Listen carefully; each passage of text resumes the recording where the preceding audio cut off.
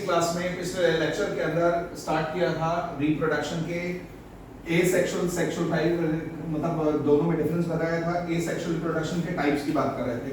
Binary fission में बता चुका हूं। फिशन का मतलब डिवाइड करना, बाइनरी मतलब दो, जब एक यूनिसेलुलर पेरेंट दो एक जैसे आइडेंटिकल ऑफस्प्रिंग में डिवाइड करते हैं तो इसको बाइनरी फिशन कहते हैं। लेकिन जब यहाँ पे दो की जगह बहुत सारे ऑर्गेनिज्म एक साथ बनते हो तब इसका नाम होता है मल्टीपल फिशन। एक एसेक्सुअल रिप्रोडक्शन का टाइप जिसमें एक यूनिसेलुलर पेरेंट डिवाइड करके बहुत सारे मल्टीपल आइडेंटिकल डॉटर ऑफस्प्रिंग को जन्म देते हैं तो इसको क्या कहते हैं? Multiple fission. मल्टीपल फिशन कहते हैं। और इस मल्टीपल फिशन में मैंने आपको एग्जांपल बताया कौन सा? प्लाज्मोडियम। बच्चों का देखो प्लाज्मोडियम, मैंने आपको कहा ये मलेरियल पैरासाइट है। ये आपकी बॉडी में जाकर आपकी बॉडी में दो ऑर्गन्स में जाके इसी मेथड से मल्टीप्लाई होता है। एक आपके लिवर के सेल्स और दूसरा आपके रेड ब्लड सेल्स। तो इसमें प्लाज्मोडियम आ जाएगा। अच्छा, प्लाज्मोडियम उसके बाद एक फिनोमेना है बेटा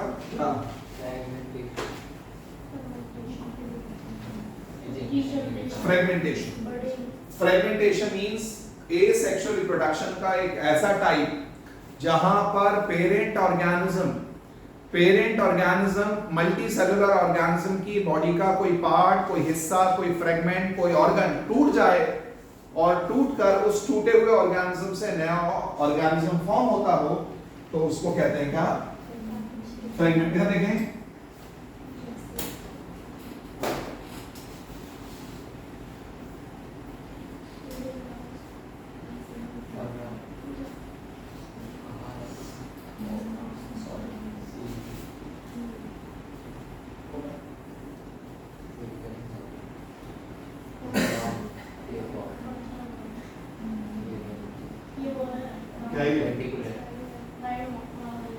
ये एक एल्गी है, ग्रीन एल्गी, जिसका नाम है स्पायरोगायरा। बारिश के दिनों में कहां जहां पानी इकट्ठा हो जाता है वहां ग्रो करता है। इसका नाम क्या है? स्पायरोगायरा। ये एक ग्रीन एल्गी है। अगर आप एक स्पायरोगायरा का एक लंबा सा स्ट्रैंड ले लीजिए और स्ट्रैंड लेने के बाद उस लंबे से स्ट्रैंड को आप 8-10 टुकड़ों में बांट दीजिए, काट दीजिए। अगर आपने एक स्पायरोगायरा को 8-10 टुकड़ों में डिवाइड कर दिया, इसके टुकड़े कर दिए, तो आप देखेंगे हर टूटे हुए फ्रेगमेंट से, हर टूटे हुए पार्ट से नया स्पायरोगायरा फॉर्म हो जाएगा। एक स्पायरोगायरा का स्ट्रैंड था, उसके 10 टुकड़े कर दो, 15 कर दो, 20 कर दो। हर टुकड़े से डिवाइड करके कुछ दिनों के बाद, कुछ टाइम के बाद पूरा कंप्लीट स्पायरोगायरा बनकर तैयार हो जाएगा। इस मेथड को क्या कहते हैं? फ्रेगमेंटेशन। इधर देखें, किसी भी मल्टी सेलुलर ऑर्गेनिज्म की बॉडी का कोई पार्ट, कोई ऑर्गन, कोई फ्रेगमेंट अलग हो जाए और उस फ्रेगमेंट से कंप्लीट ऑर्गेनिज्म बन जाए तो उसको हम कहते हैं क्या? फ्रेगमेंटेशन। ऐसे ही एक नाम सुना होगा, रीजनरेशन। रीजनरेशन का मतलब होता है जब किसी मल्टी सेलुलर ऑर्गेनिज्म की बॉडी का कोई हिस्सा, कोई पार्ट टूट जाए, अलग हो जाए, डैमेज हो जाए, तो सिर्फ वो पार्ट जो टूटा है, सिर्फ वही पार्ट थोड़े वक्त के बाद दोबारा से एक्वायर हो जाए, तब इसको क्या कहेंगे? रीजनरेशन। फॉर एग्जांपल, लिजर्ड को आपने देखा, लिजर्ड पे जब हमला होता है तो लिजर्ड अपनी टेल को वहां से छोड़कर भाग जाती है, अपनी टेल को अपनी बॉडी से अलग कर लेती है। थोड़े दिनों के बाद आप देखते हैं लिजर्ड की नई टेल आ जाती है, तो ये टेल का दोबारा से रीग्रो होना क्या कहलाता है? क्या ऐसा हो सकता है जो टूटी हुई टेल होती है, टेल से पूरी लिजर्ड बन जाए? नहीं होता। अगर हो गया होता तब इस फिनोमेना को हम क्या कहते हैं? दोनों में बात समझ आई? फर्क समझ आया? मल्टी सेलुलर ऑर्गेनिज्म की बॉडी का कोई पार्ट, कोई फ्रेगमेंट अगर टूट जाए तो उस टूटे हुए फ्रेगमेंट से नया ऑर्गेनिज्म फॉर्म होगा, तब उसको बोलेंगे फ्रेगमेंटेशन। लेकिन अगर सिर्फ टूटा हुआ पार्ट, इधर देखो, जैसे आपने देखा अर्थवॉर्म की बॉडी सेगमेंट में बटी हुई होती है। तकरीबन 120 सेगमेंट्स अर्थवॉर्म की बॉडी में होते हैं। मान लो आपने अर्थवॉर्म के 10 सेगमेंट काट दिए, 20 काट दिए, 30 काट दिए, 40 काट दिए, तो अगर आपने अर्थवॉर्म की बॉडी के कुछ सेगमेंट्स काट दिए तो आप देखेंगे वो अर्थवॉर्म अपने उन खोए हुए पार्ट्स को, खोए हुए सेगमेंट्स को दोबारा से रीजनरेट कर लेता है, लेकिन टूटा हुआ जो पार्ट होगा उससे पूरा अर्थवॉर्म नहीं बनता। तो इसलिए इसको रीजनरेशन। हमारी बॉडी में भी रीजनरेशन होता है। हमारी बॉडी में देखें, कहीं चोट लग जाती है, इंजरी हो जाती है, कहीं कट लग जाता है, आपकी स्किन डैमेज होती है, तो थोड़े वक्त के बाद आप देखते हैं आपकी नई स्किन उसको रिप्लेस कर देती है। तो ये जो नई स्किन आती है, ये जो ऑर्गन के डैमेज होने के बाद दोबारा पार्ट कोई रीग्रो कर रहा है, इसको क्या कहेंगे? रीजनरेशन। और रीजनरेशन में कौन सी डिवीजन होती है? माइटोसिस। आपकी बॉडी का, आप क्योंकि मल्टीसेलुलर ऑर्गेनिज्म है, आपकी बॉडी का कोई पार्ट अगर डैमेज हो जाएगा तो रिप्लेस हो जाता है बाय द माइटोसिस। हमारी बॉडी में 3 ऑर्गन्स ऐसे हैं जिसमें रीजनरेशन हो सकता है। एक आपकी स्किन है, एक आपका लिवर है और एक आपकी किडनी है। अमूमन नॉर्मली आपकी बॉडी में स्किन और लिवर में रीजनरेशन बहुत अच्छे से होता है, लेकिन किडनी में आमतौर पर नहीं होता। लेकिन हाँ, अगर आपके पास 2 किडनी है, एक किडनी आप किसी को डोनेट कर देते हैं, तो डोनेट करने के बाद जो एग्जिस्टिंग जो बची हुई किडनी होगी आपकी, वो अपना साइज बढ़ा लेती है, वो रीग्रो कर जाती है, वो रीजनरेट कर जाती है, ताकि उस खोए हुए किडनी की कमी को पूरा कर दे। इस मेथड को मेडिकल साइंसेस में कहते हैं कंपनसेटरी हाइपरट्रॉफी। कंपनसेटरी हाइपरट्रॉफी कहते हैं, यानी एक ऑर्गन के नुकसान को कंपनसेट करने के लिए जो एक बचा हुआ ऑर्गन है वो अपने आप को रीजनरेट कर लेता है। इसको कंपनसेटरी हाइपरट्रॉफी कहते हैं। तो मल्टीपल फिशन इसमें होता है। फ्रेगमेंटेशन का अगर एग्जांपल दो तो ये वाला देना, कौन सा? स्पाइरो वगैरह। रीजनरेशन का एग्जांपल देना हो तो लिजर्ड का भी दे सकते हो, स्टारफिश का भी दे सकते हो, अर्थवॉर्म का भी दे सकते हो, प्लेनेरिया का भी दे सकते हो, बहुत सारे ऑर्गेनिज्म का आप एग्जांपल दे सकते हैं। That's a regeneration. जी, ह्यूमन का अगर आपको देना है तो आप स्किन का दे सकते हैं। सैलिवेंटर भी कर सकता है, लेकिन अगर ह्यूमन का एग्जांपल दोगे तो बेटा स्किन और लिवर का दे सकते हो। मैंने कहा ना, आपकी किडनी रीजनरेट तो कर सकती है, लेकिन उसकी कंडीशन बताइए। अमूमन नॉर्मल कंडीशन आपकी रीजनरेट नहीं करेगी। सपोज आपने किसी नीडी पर्सन को अपनी किडनी डोनेट कर दी, तो डोनेट करने के बाद जो आपकी बची हुई किडनी होगी वो अपने आप के अपना ऑर्गन को साइज को रीजनरेट कर लेती है। इसको कंपनसेटरी हाइपरट्रॉफी कहते हैं। तो फ्रेगमेंटेशन का एग्जांपल आपने स्पाइरो वगैरह देना है। रीजनरेशन का एग्जांपल आपने लिजर्ड भी दे सकते हो, अर्थवॉर्म का भी दे सकते हो, स्टारफिश का भी दे सकते हो। जब कोई ऑर्गेनिज्म, इधर देखो, जब कोई एनिमल किसी खतरे के टाइम पर, किसी क्राइसिस के टाइम में अपनी बॉडी के ऑर्गन को अपनी जिस्म से अलग करके भाग जाए, इस फिनोमेना को क्या कहते हैं? कोई मल्टीसेलुलर ऑर्गेनिज्म या एनिमल अपनी बॉडी के किसी पार्ट को अपनी बॉडी से अलग कर ले और थोड़े दिनों के बाद दोबारा से एक्वायर कर ले, इस फिनोमेना को कहते हैं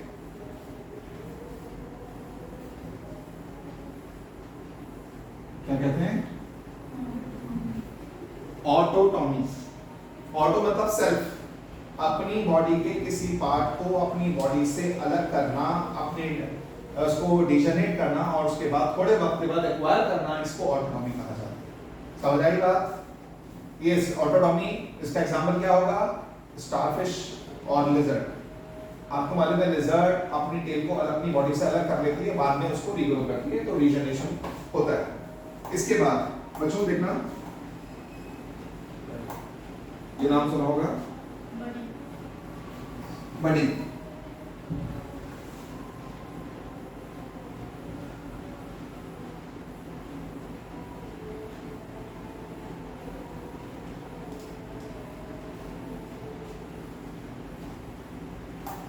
ठीक है, हाइड्रा। हाइड्रा एनिमल है, प्लांट है? Hydra is an animal. Hydra एक एनिमल है। इस पेरेंट हाइड्रा है, इसके ऊपर यहां से बर्ड निकल रही है। This is the bird. ये बर्ड अगर आप अलग कर दें तो अलग होने के बाद ये बर्ड एक नए हाइड्रा को जन्म देगी। इसके लिए पेरेंट ऑर्गेनिज्म से हटने के बाद भी ये बर्ड जो है नए हाइड्रा को जन्म दे सकती है। इस मेथड को क्या कहेंगे? बडी। इसके अलावा शायद आपने एक नाम सुना हो, सैकरोमाइसिस सेरेविसी, सुना है? अच्छा, इसको चलो कॉमनली इस नाम से जानते हैं, क्या? ईस्ट, जिसको उर्दू में खमीर कहते हैं। खमीर कई बार बेकरीज में और रोटी बनाने के लिए, नान बनाने के लिए और बर्गर बनाने के लिए, पाव बनाने के लिए उसके अंदर डो के अंदर मिलाते हैं, इसको मैदे के अंदर, आटे के अंदर मिलाया जाता है, उससे ब्रेड, आपका जो ब्रेड वाला आइटम होता है वो फ्लफी और सॉफ्ट बन जाता है। तो ब्रेड को फ्लफी और सॉफ्ट बनाने के लिए उसके अंदर ईस्ट मिलाया जाता है। और ये जो ईस्ट है, अगर आप किसी पेट्री डिश में, केचली वॉच ग्लास में थोड़ा सा ईस्ट ले लीजिए, उसमें थोड़ा सा पानी डालिए और पानी डालने के बाद उसको माइक्रोस्कोप से ऑब्जर्व कीजिए। जब आप माइक्रोस्कोप से ऑब्जर्व करेंगे तो आपको उसमें से छोटी छोटी बर्ड्स निकलती हुई नजर आएंगी। आप वो बर्ड हटा के कहीं दूसरी जगह रखोगे, ट्रांसफर करोगे, तो आप देखोगे नया ऑर्गेनिज्म, नया ईस्ट फॉर्म हो जाएगा।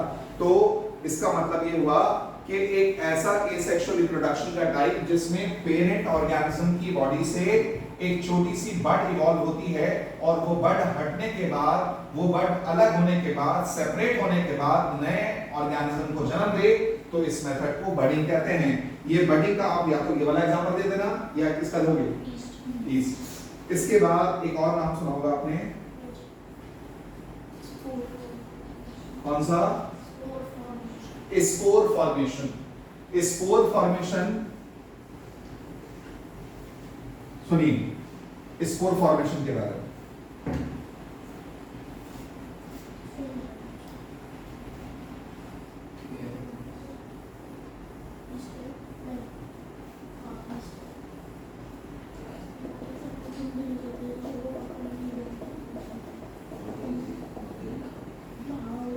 देखो, आपने देखा होगा ब्रेड को अगर आप खुला छोड़ दें, 3-4 दिन के लिए खुला छोड़ दें हवा में, तो उसके ऊपर एक फंगस ग्रो कर जाता है। उसका नाम क्या होता है, क्या कहते हैं, कॉमनली इसको इस नाम से जानते हैं, क्या कहते हैं, ब्रेड मोल्ड। ये ब्रेड मोल्ड, ये फंगस है राइजोपस। अगर आप उस फफूंदी, उस फंगस जो उस पे लगा होता है, अगर आप उसको माइक्रोस्कोप में देखेंगे तो माइक्रोस्कोप में देखेंगे तो इसके अंदर इस तरह के पाउचेस नजर आएंगे। इस पाउच का नाम होता है क्या, क्या क्या है, स्पोरेंजियम। और इसके अंदर बहुत सारे क्या हैं, क्या हैं, स्पोर। इधर देखो, ये पाउच जो है स्पोरेंजियम साइज में बढ़ता जाएगा, बढ़ता जाएगा, और जब पूरा मैच्योर हो जाएगा तो इसकी स्पोरेंजियम की वॉल फटेगी और फटने के बाद इसमें से क्या निकलेंगे, क्या करेंगे, स्पोर्स निकलेंगे, स्पोर्स रिलीज होंगे और जहां जहां जाके स्पोर्स गिरेंगे, जहां जहां के जाके स्पोर्स सेटल होंगे, वहां से वो जर्मिनेट करके, अगर उसको फेवरेबल कंडीशन मिल गई, वो स्पोर्स को जहां जाके वो स्पोर गिरेंगे, अगर उनको फेवरेबल कंडीशन मिल गई, हर स्पोर से नया ऑर्गेनिज्म जन्म ले लेगा। लेकिन अगर उस स्पोर को फेवरेबल कंडीशन नहीं मिली, कई महीनों तक, कई सालों तक, 10 साल, 50 साल, 100 साल तक वो स्पोर पड़ा रहेगा। जब भी उसको कंडीशन फेवरेबल मिली, सूटेबल मिली, तो वो जर्मिनेट करके पूरा नया ऑर्गेनिज्म फॉर्म करता है। तो जो ऑर्गेनिज्म इस वाले मेथड से रिप्रोड्यूस करते हैं, कौन सा, स्पोर फॉर्मेशन से रिप्रोड्यूस करते हैं, उनसे इस टाइप के रिप्रोडक्शन से फायदा ये होता है कि पेरेंट ऑर्गेनिज्म की बॉडी से बहुत सारे स्पोर्स बनते हैं और वो स्पोर्स जिंदा रह सकते हैं, सरवाइव कर सकते हैं सालों तक। अनफेवरेबल कंडीशन को झेलने की क्षमता उनके अंदर बहुत अच्छी होती है और जब उनको फेवरेबल कंडीशंस मिलती हैं तो वो फेवरेबल कंडीशंस के अंदर वो रेडिली जर्मिनेट करके पूरा ऑर्गेनिज्म को फॉर्म करते हैं। बच्चों, ये वाला जो मेथड है ना, स्पोर फॉर्मेशन, ये अमूमन सबसे ज्यादा आपको देखने को मिलता है बहुत सारी फंगल स्पीशीज में। फंगस के अंदर देखें, एक बड़ा कॉमन फंगस है, आप लोग जानते हैं, एक तो ये वाला है राइजोपस, जिसको ब्रेड मोल्ड कहते हैं। एक नाम सुना होगा आपने, पेनिसिलियम नोटेटम, जिसमें से पेनिसिलिन निकलती है। एक बड़ा और कॉमन फंगस है अगैरिकस, जिसको आम जबान में मशरूम्स कहते हैं।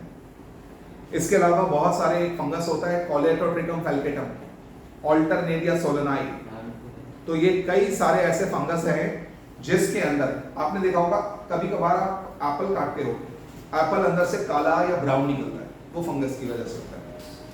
कभी कभार आप देखते हैं गन्ने के ऊपर, देखो शुगर केन के ऊपर कई बार लाल लाल कलर के निशान पड़े होते हैं, लाल लाल स्पॉट पड़े होते हैं, तो ये फंगस की वजह से होता है। ऐसे ही आपने आलू देखा होगा, पोटैटो, पोटैटो के ऊपर, आलू के ऊपर कई बार काले काले धब्बे पड़े होते हैं, काले काले निशान पड़े होते हैं, वो भी फंगस की वजह से। तो वो फंगस जो है वो फंगस की वजह से ऐसा होता है, फंगल ऑर्गेनिज्म। तो फंगस ऑर्गेनिज्म जो है उनकी बॉडी पे बहुत सारे स्पोर्स बनते हैं और वो स्पोर्स सराउंडिंग में बिखर जाते हैं। जहां जहां जाके वो स्पोर गिरेंगे, अगर कंडीशन फेवरेबल हुई तो वो जर्मिनेट करके नए ऑर्गेनिज्म को फॉर्म बना देंगे, लेकिन अगर कंडीशन फेवरेबल ना हुई तो वो डॉर्मेंट रहेंगे, सालों तक वहां पड़े रहेंगे, और जब उनको कंडीशन फेवरेबल मिलेगी वो जर्मिनेट करके नए ऑर्गेनिज्म को फॉर्म करेंगे। बात समझ आ रही है? ये है क्या? Spore formation. ये स्पोर फॉर्मेशन ज्यादातर फंगल स्पीशीज में देखने को मिलता है। बात समझ आ गई बेटा? अब रेस्ट ऑफ द इसके बाद इंशाल्लाह इसके बाद का जो आगे के एसेक्सुअल रिप्रोडक्शन और सेक्सुअल रिप्रोडक्शन की टाइप्स हैं वो हम आगे अगली क्लास में, अगले लेक्चर में पढ़ेंगे।